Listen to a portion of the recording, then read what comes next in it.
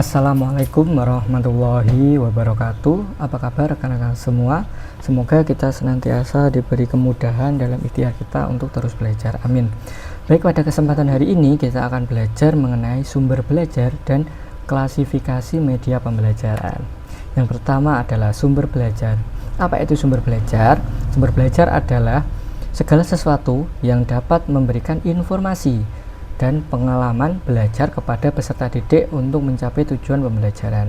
Komponen apa saja yang harus ada dalam sumber belajar? Yang pertama adalah message atau pesan yang berupa apa? Konten, materi pembelajaran. Yang kedua adalah orang atau people. Siapa di sini? Guru, tutor, dan narasumber. Yang ketiga adalah bahan atau material.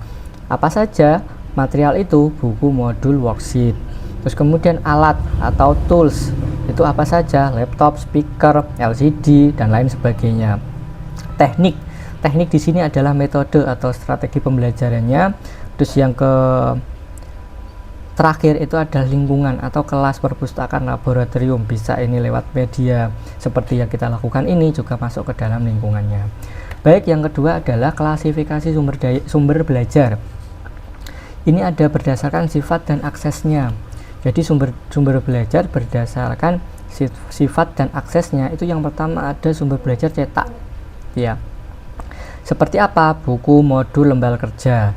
Ya, ini jelas ya. Kemudian sumber belajar audio visual, seperti video pembelajaran, film edukasi, seperti yang kita lakukan saat ini, itu masuk ke dalam sumber belajar audio visual. Yang ketiga, sumber belajar berbasis teknologi. LMS, aplikasi pembelajaran website. Ini adalah LMS itu apa? Learning Management System atau Google Classroom. Mungkin jenengan semua juga sudah familiar dengan Google Classroom. Itu masuk menjadi sumber belajar berbasis teknologi. Terus kemudian yang keempat, sumber belajar alam atau lingkungan. Seperti kita ke museum, taman, lingkungan sekitar. Itu masuk ke sumber belajar yang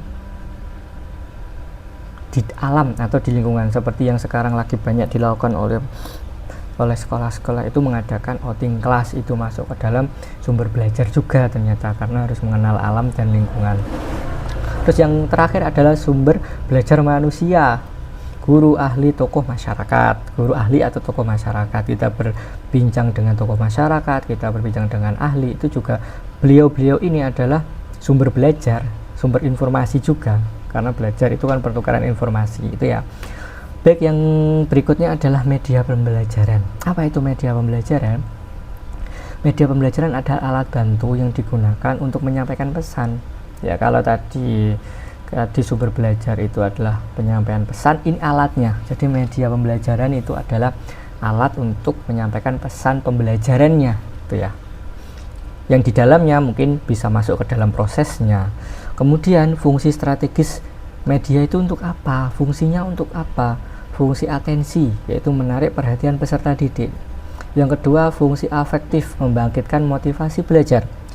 Yang ketiga, fungsi kognitif, mempermudah pemahaman konsep abstrak. Seperti ini ya, fungsi kognitif itu. Mungkin di pertemuan yang lalu itu kita sempat menyinggung mengenai media pembelajaran atau teknologi pembelajaran berbentuk VR. Nah, jadi VR itu seperti hologram. Mungkin di beberapa tahun ke depan itu kita akan menemui banyak hal seperti itu. Nah, kalau kita menerapkan itu dengan media seperti itu, otomatis siswa atau peserta didik juga akan lebih mudah pemahamannya, gitu ya. Yang terakhir adalah fungsi kompensatoris atau mengakomodasi kebutuhan belajar berbeda. Dengan adanya media ini kita bisa menentukan, misalnya si A ini kebutuhannya ini, si B ini kebutuhan ini. Kita bisa menyarankan si A silahkan nanti mengakses ini untuk belajar ini, si B belajar ini, karena memang kebutuhannya berbeda-beda.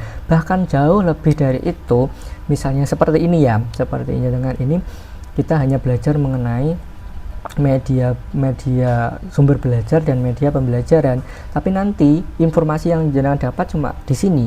Tapi kalau jenengan nanti ingin lebih jauh lagi, bisa googling sendiri atau mencari bukunya sendiri. Itu kan memang kebutuhan berbeda-beda. Mungkin si A dan si B itu ada yang mempunyai penasaran dan rasa penasaran yang tinggi, ingin lebih mendalami mengenai media pembelajaran karena memang kebetulan adalah seorang guru. Ya, itu tergantung kebutuhan kan, itu bisa kita belajar sendiri-sendiri gitu. Kemudian prinsip pemilihan media itu harus seperti apa? Yang pertama, relevansi dengan tujuan pembelajaran. Jadi ketika kita menentukan media pembelajaran, itu prinsipnya harus relevansi dengan tujuan pembelajaran, harus memperhatikan tujuan pembelajaran dulu sesuai dengan karakteristik peserta didik, ketersediaan dan kemudahan penggunaan, biaya efektif. Kalau keempat ini kiranya tidak dimungkinkan, jangan dipaksakan apabila itu keluar dari prinsip pemilihan ini gitu. Misalnya ternyata itu tidak sesuai dengan karakteristik, tapi kita memaksakan menggunakan media A misalnya, itu malah hasilnya nggak akan efektif juga gitu ya. Apalagi kalau ternyata biayanya jauh lebih besar gitu. Padahal itu berarti keluar dari tujuan pemilihan media itu. Yang berikutnya adalah klasifikasi media pembelajaran. Yang pertama berdasarkan jenis, yang kedua nanti ada berdasarkan teknologi. Kita bahas yang pertama dulu. Berdasarkan jenis itu ada visual. Berarti kalau visual itu ya kita melihat saja, misalnya PPT seperti yang sekarang ini jenengan lihat itu, tapi tidak ada suara saya. Itu berarti hanya berbentuk visual saja, yang bisa dilihat saja, slide PowerPoint saja. Kemudian audio, misalnya rekaman podcast atau perbincangan apa di radio yang tidak ada gambarnya, itu berarti audio. Kalau yang kita lakukan sekarang ini adalah masuk di poin ketiga, audio visual. Karena ada visualnya berbentuk PPT ini dan ada audio suara saya gitu ya. Kemudian media multimedia interaktif seperti simulasi komputer, game edukasi. Kalau ini sudah melibatkan peserta didik untuk masuk ke dalam proses itu. Misalnya game edukasi itu peserta didik menombol A, menombol B, menombol C gitu. Kalau yang saat ini yang 1 2 3 ini kan lebih ke komunikasi satu arah gitu. Kalau yang media ini sudah melibatkan langsung dari peserta didiknya. Kemudian kalau berdasarkan teknologi itu ada media tradisional, papan tulis, itu kan media tradisional. Yang kedua media berbasis teknologi dasar ini ya, seperti overhead projector. Mungkin sudah beberapa tahun yang lalu itu kita gunakan audio player, misalnya kita mendengarkan sejarah apa gitu. Nah sekarang itu sudah eranya media berbasis teknologi digital seperti yang kita lakukan sekarang ini, atau tadi ada LMS itu Learning Management System. Itu saat ini, era saat ini itu masuk ke dalam media pembelajaran berbasis teknologi. YouTube ini juga nanti masuk ke dalam media pembelajaran berbasis teknologi. Kemudian kriteria pemilihan media tadi yang kita ulangi lagi karena ini penting, pertanyaan pentingnya, apakah media sesuai dengan tujuan pembelajaran? Ketika kita merumuskan media pembelajaran itu harus kita munculkan pertanyaan-pertanyaan ini. Yang pertama, apakah media sesuai dengan tujuan pembelajaran? Ya, misalnya. Apakah sesuai dengan gaya belajar peserta didik? Kita harus riset dulu. Kemudian apakah layak dan realistis untuk digunakan? Ya, sesuai dengan misalnya budgetnya atau memang sarana prasarannya ada atau tidak. Apakah meningkatkan keterlibatan siswa atau peserta didik dalam proses pembelajaran itu? Jadi 4 komponen ini pertanyaan pentingnya harus terurai dulu sebelum kita melakukan pemilihan media pembelajaran. Mungkin itu kiranya yang bisa saya sampaikan. Semoga apa yang kita pelajari hari ini itu memberikan manfaat untuk kita semua. Sekian dari saya. Wassalamualaikum warahmatullahi wabarakatuh.